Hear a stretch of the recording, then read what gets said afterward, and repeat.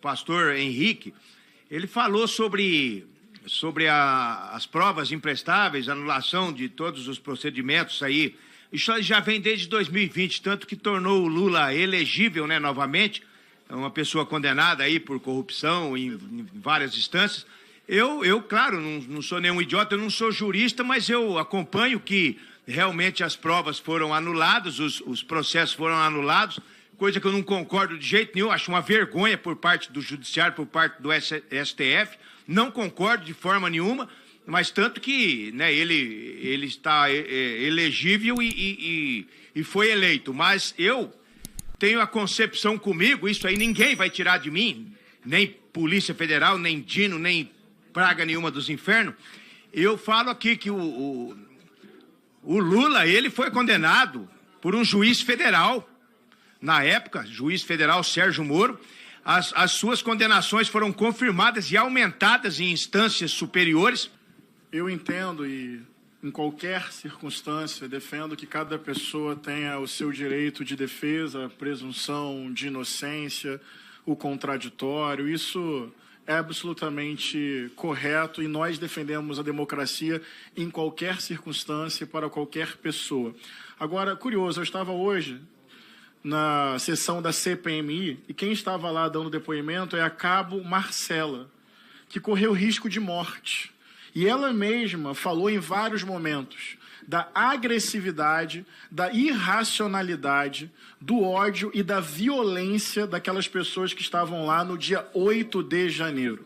Então essa ideia de que eram famílias lá com uma pauta justa e democrática, rezando pelo Brasil, eu acho importante ouvir o que hoje a cabo Marcela estava falando, talvez ainda esteja agora na CPMI. Alguém da PM, Polícia Militar, que está dizendo que sofreu risco de vida, e os vídeos comprovam isso, porque havia violência, não apenas depredação do patrimônio público, que já é grave. Havia irracionalidade, ódio, agressividade e violência contra, por exemplo, profissionais das forças de segurança.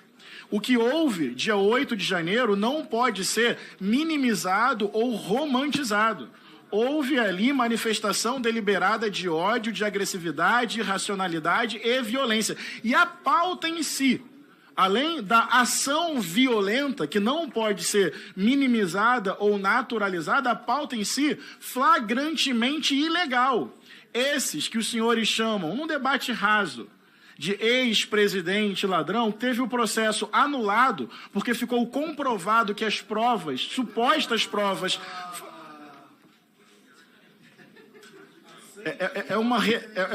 É muito...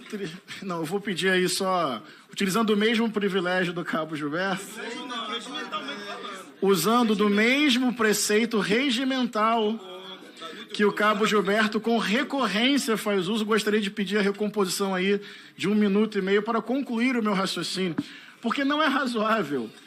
Assim, gente, sério mesmo, eu queria propor aos senhores um debate mais razoável. Não é possível, senhor presidente, que a cada vez que os senhores ouvem alguma coisa que discordam, reajam dessa forma. Isso é muito mesquinho e tacanho, e às vezes fica caricato. Então, assim, o ex-presidente ladrão, como os senhores dizem, a prova contra ele foi anulada por causa de vício e corrupção no processo. Eu vou pedir de verdade respeito a isso. Senhores. Só que esse indivíduo é o único na história 3 vezes eleito pelo povo por maioria de votos. Ele é o presidente da República.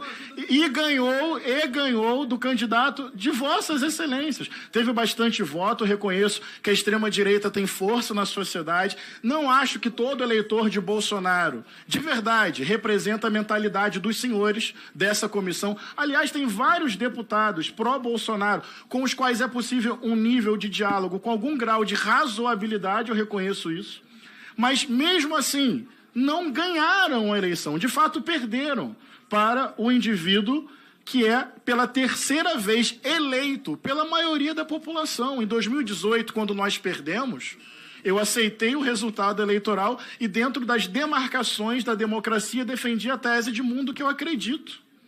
A mesma urna eletrônica elegeu os senhores, por exemplo. Então, Luiz Inácio Lula da Silva é o presidente por vontade da maioria da população e ele venceu um outro candidato.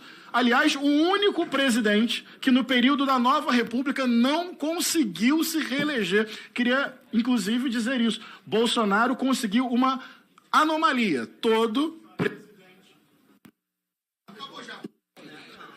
30 segundos. Para concluir, deputado. Obrigado, senhor Henrique. presidente. Mas é importante que os senhores ouçam. Desde a Nova República, Constituição de 88, todo presidente conseguiu se reeleger. Menos um, Bolsonaro. E perdeu para Luiz Inácio Lula da Silva. Presidente, retomando um assunto no qual até fui citado, sobre vários aspectos, inclusive do aspecto jurídico, é absolutamente equivocado falar que o presidente Lula foi condenado. Porque pensa comigo.